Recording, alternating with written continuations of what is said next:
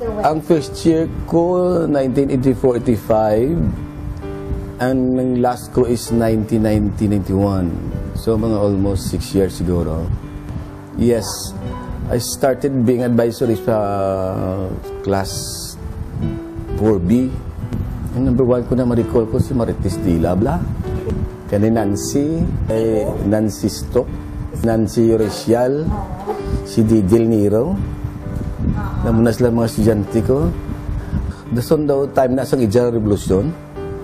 During the time sa Ijara Revolution, daw istoryanay kami ng tatlo ni Brother Dean kag ni Brother Bob. Gakadto na sila sa balay kay siguro na may amel na sa ako. Ginihimo lang ko barkada.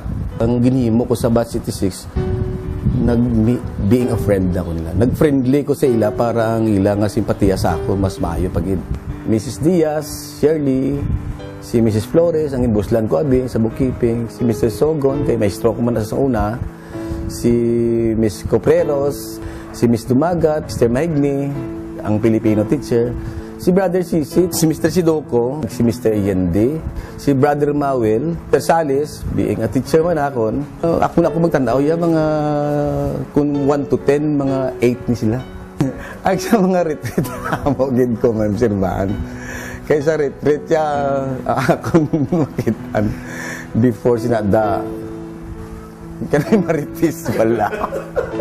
Kanay Marites, nagkiyala ko nadula sila.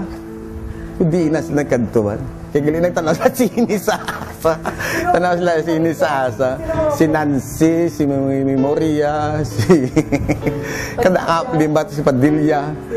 Kaya nagtanaw ko. Ngala ko managis, si Mr. Ramagin. Sila galing na sa jante ko man. Hindi ko na malipatan.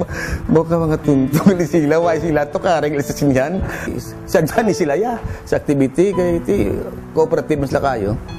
Especially sa retreat.